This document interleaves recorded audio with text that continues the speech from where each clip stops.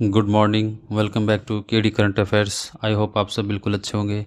आज है 22 जून 2024। 22 जून 2024 के जितने भी मोस्ट इंपॉर्टेंट प्रश्न बन सकते हैं आज हम उन्हें डिस्कस करेंगे।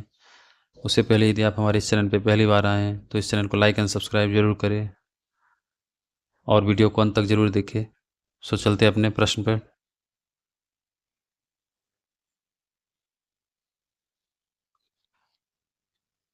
हमारा आज का पहला प्रश्न है, हाल ही में डीजीसीए ने 2025 तक विमानन कार्यबल में महिलाओं की हिस्सेदारी कितने प्रतिशत बढ़ाने का लक्ष्य रखा है। तो अभी हाल ही में डीजीसीए ने एक लक्ष्य रखा है महिलाओं को हिस्सेदारी के लिए। सो आपका आंसर हो जाएगा 25%। डीजीसीए ने 2025 तक विमानन क्षेत्र में महिलाओं का प्रतिनिधित्व 25% तक बढ़ाने के लिए एक परिपत्र जारी किया है। सलाह में हितधारकों से महिलाओं का प्रतिनिधित्व बढ़ाने, नेतृत्व और सलाह कार्यक्रमों को लागू करने, रूढ़िवादिता और लैंगिक पूर्वाग्रह आदि को दूर करने का आग्रह किया है। नागर विमानन महानिदेशक साले भारत में नागर विमानन को विनियमित करने के लिए भारत सरकार का एक वैधानिक निकाय है। सो देखते हैं नेक्स्ट प्रश्न। हमारा अगला प्रश्न है, हाल ही में किस मंत्रालय ने प्रथम राष्ट्रीय एडिटिव मैन्युफैक्चरिंग संगोष्ठी NAMS 2024 का उद्घाटन किया। सो आपका आंसर हो जाएगा इलेक्ट्रॉनिक्स सूचना प्रौद्योगिकी मंत्रालय। इलेक्ट्रॉनिक्स और सूचना प्रौद्योगिकी मंत्रालय ने पहली राष्ट्रीय एडिटिव मैन्युफैक्चरिंग संगोष्ठी 2024 का उद्घाटन किया है।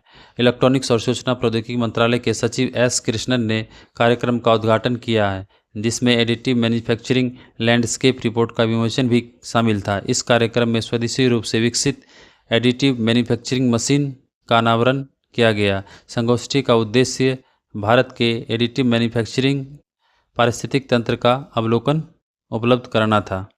इलेक्ट्रॉनिक सूचना प्रौद्योगिकी मंत्री कौन है? मिस्टर अश्विनी वैष्णव।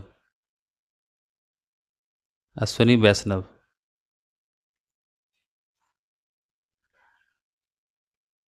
सो देखते हैं नेक्स्ट प्रश्न।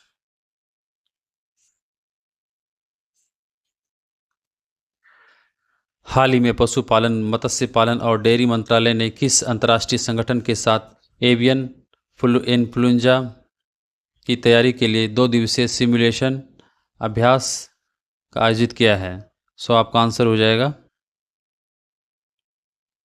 World bank.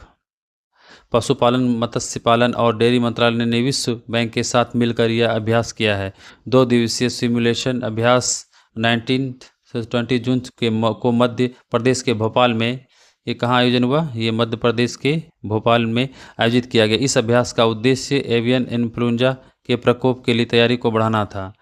Avian influenza type A influenza virus प्रायः जलीय पक्षियों में उत्पन्न होते हैं और पक्षी प्रजातियों में फैलते हैं। यदि उत्परिवर्तन जारी रहता है तो यह अन्य स्तनधारियों में भी फैल सकता है। विश्व बैंक का हेडक्वार्टर कहाँ है? वाशिंगटन DC, USA में स्थित है। सो देखते हैं नेक्स्ट प्रश्न।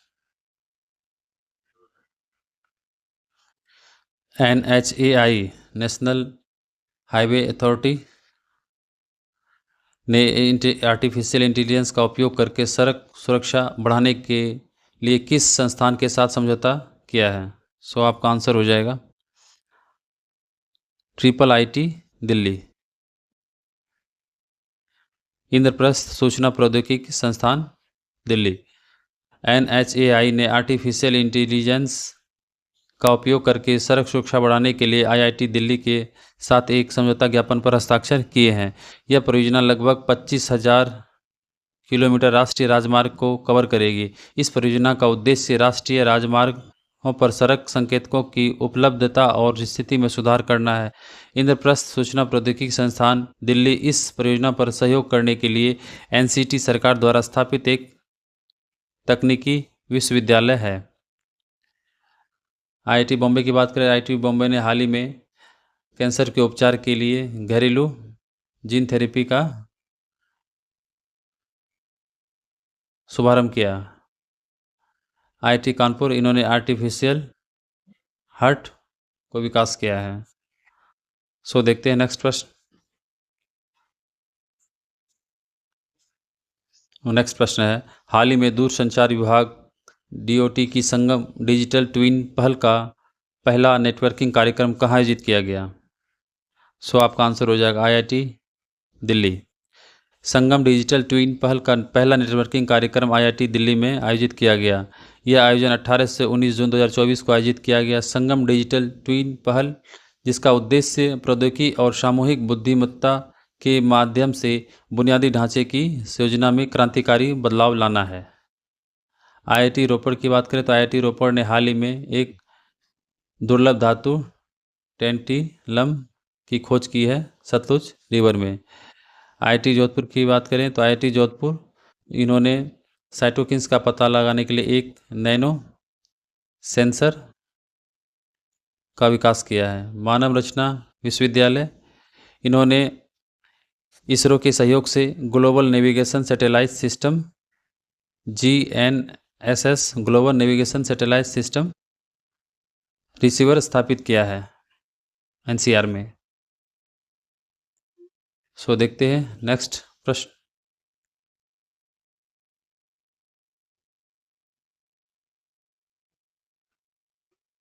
भारत सरकार ने किस राज्य के वधावन में एक प्रमुख all weather greenfield deep dropped बंदरगाह के निर्माण को मंजूरी दी है? सो आपका आंसर हो जाएगा महाराष्ट्र। सो महाराष्ट्र में भी कैबिनेट के द्वारा all weather greenfield deep project deep dropped बंदरगाह का निर्माण को मंजूरी दी है। भारत सरकार ने महाराष्ट्र के वधावन में 76,220 करोड़ रुपए की कुल परियोजना लागत के साथ एक प्रमुख all weather greenfield deep dropped बंदरगाह के निर्माण को मंजूरी दी है। वधावन बंदरगाह में 9 कंटेनर टर्मिनल्स शामिल होंगे, जिनमें प्रत्येक 1,000 मीटर लंबा होगा। सो देखते हैं नेक्स्ट प्रश्न।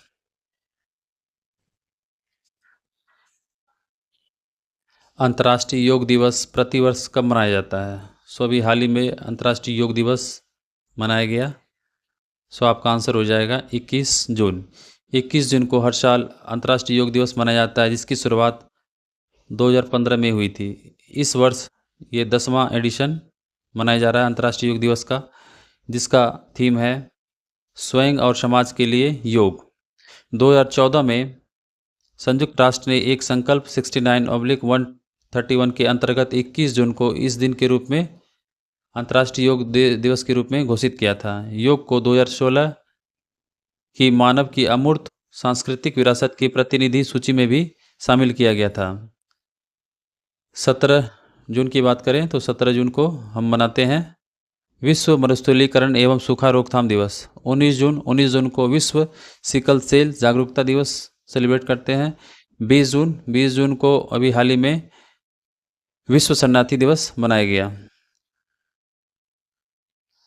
बिहार सरकार द्वारा प्रदान किया गया कितना प्रतिशत आरक्षण पटना हाईकोर्ट के द्वारा रद्द कर दिया गया? सो बिहार सरकार का आरक्षण नया बिल लाया गया था, जिसमें 65% आरक्षण देने की बात की गई थी, जिसे हाल ही में पटना हाईकोर्ट द्वारा इसे रद्द कर दिया गया। तो आंसर हो जाएगा आपका 65%। पटना हाईकोर्ट पटना उच्च न्यायालय ने बिहार सरकार के आरक्षण को 50% से बढ़ाकर 65% करने के निर्णय को रद्द कर दिया है। बिहार सरकार ने 2023 में किए गए जाति सर्वेक्षण के परिणामों के आधार पर आरक्षण को 50% से बढ़ाकर 65% कर दिया गया था। पटना हाईकोर्ट ने निर्णय दिया है कि आरक्षण की सीमा 50% से अधिक नहीं हो सकती और इस प्रकार 65% आरक्षण कानून को रद्द कर दिया गया। नेक्स्ट प्रश्न है, हाल ही में संयुक्त राष्ट्र शरणार्थी एजेंसी ने किसे वैश्विक सद्भावना दूत का राजदूत नामित किया? तो अभी हाल ही में संयुक्त राष्ट्र ने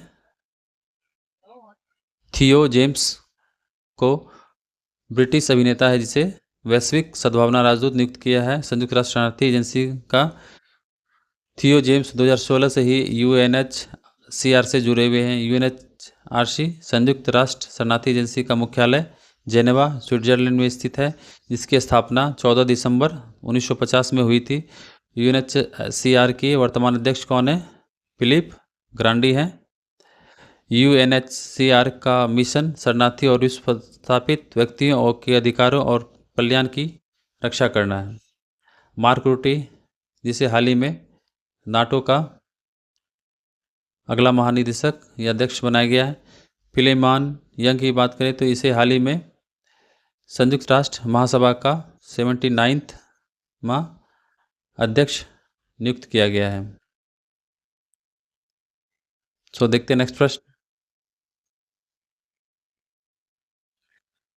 एडीबी एशियन डेवलपमेंट बैंक ने किस क्षेत्र में भारत के लिए 170 मिलियन अमेरिकी डॉलर के ऋण को मंजूरी दी है? आपका आंसर हो जाएगा स्वास्थ्य क्षेत्र। एशियाई विकास बैंक एडीबी ने भारत की स्वास्थ्य प्रणाली की तैयारी और भविष्य की महामारी से निपटने की क्षमता में सुधार के लिए 170 मिलियन अमेरिकी डॉलर के ऋण की मंजूरी दी है। यह ऋण सरकार की राष्ट्रीय स्वास्थ्य नीति 2017 को समर्थन प्रदान करेगा, जिसका उद्देश्य सभी को गुणवत्तापूर्ण स्वास्थ्य सेवाएं प्रदान करना है। एशियाई विकास बैंक का मुख्यालय कहाँ है? मनीला। देखते हैं नेक्स्ट प्रश्न। किस देश ने हिजाब और अन्य विदेशी परिधानों पर प्रतिबंध लगाने वाला एक विधेयक पारित किया है? आपका आंसर हो जाएगा तजाकिस्तान। तजाकिस्तान ने अपने विधायी उपायों के तहत हिजाब और अन्य विदेशी परिधानों पर प्रतिबंध लगाने वाला विधेयक पारित किया है। यह कानून हिजाब और अन्य पारंपरिक इस्लामिक परिधानों पर प्रतिबंध लगाने के साथ साथ प्रमुख इस्लामी छुट्टियों के दौरान बच्चों के उत्सवों पर प्रतिबंध लगाने पर केंद्रित है। तजाकिस्तान जो 2007 से ही अनौपचारिकता रूप से हिजाब पर प्रतिबंध लगाया हुआ है, जिसमें शैक्षणिक और सार्वजनिक संस्थानों में औपचारिक प्रतिबंध भी शामिल है। थाईलैंड जो दक्षिण पूर्व एशिया का पहला देश बना जहां सेम सेक्स को वैध बनाया गया।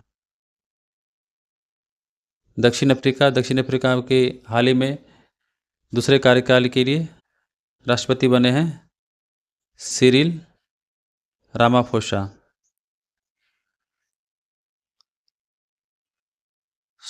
फ्रेंड्स, ये आज के सेशन का आखिरी प्रश्न था। चलते हैं।